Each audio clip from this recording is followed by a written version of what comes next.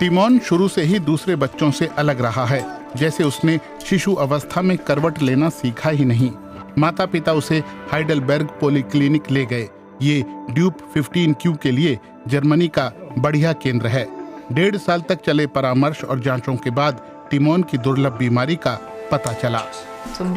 किस्मत से पहले ही परामर्श से हमारे सामने ऐसे डॉक्टर बैठे थे जो हमें बीमारी के बारे में बता सके, सलाह दे सके और हमें एक एसोसिएशन को रेफर कर पाए।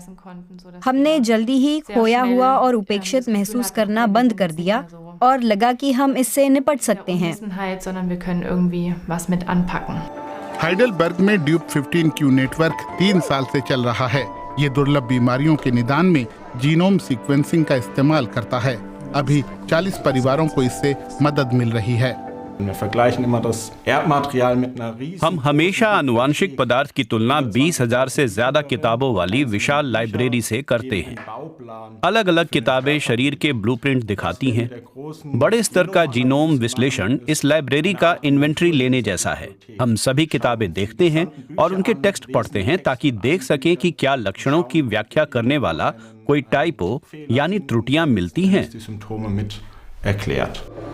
दुर्लभ बीमारियों के शुरुआती लक्षणों पर व्यापक जीनोम विश्लेषण खास तौर पर फायदेमंद होगा।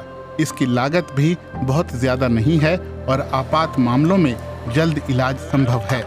अलग अलग बीमारियां अपने आप में दुर्लभ हो सकती हैं, लेकिन सामूहिक तौर पर समाज में फैली हुई हैं। जर्मनी में 40 लाख लोग दुर्लभ बीमारियों से पीड़ित हैं। विशेष केंद्र की शुरुआत ड्यूप 15Q स्वयं सहायता संघ से हुई। वेरेना रोमेरो ने इस संघ की शुरुआत की जब उन्हें पता चला कि मिर्गी के गंभीर दौरे झेल रही उनकी बेटी कियारा को ड्यूप 15Q सिंड्रोम है। जब मुझे अपनी बेटी का इलाज मिला तो कोई जानकारी या बताने वाला ही नहीं था। ये बहुत हताश करने वाला था कि मेरी बेटी की गंभीर मिर्गी से कोई परिचित ही नहीं था। मैं ये सुनिश्चित करना चाहती थी कि अगर मिर्गी फिर से हो तो जर्मनी में जानकार और सिंड्रोम के विशेषज्ञ हों। माया हेम्पेल की नजर में ये संघ इस बात का उदाहरण है कि क्यों दुर्लभ बीमारियों की जानकारी एक ही जगह मिल जानी चाहिए। डॉक्टरों और वैज्ञानिकों के रूप में हमने बहुत कुछ सीखा है और इसी आधार पर प्रोजेक्ट विकसित किए हैं। एक यूरोपीय नेटवर्क भी बनाया जो बिना शुरुआती कोशिश के कभी न बनता। प्रभावित परिवार बेहद तनाव में होते हैं क्योंकि उन्हें 24 घंटे देखभाल करनी पड़ती है। ऐसे में संघ और ये विशेष केंद्र उनके लिए दूसरे सबसे महत्वपूर्ण परिवार जैसे हैं।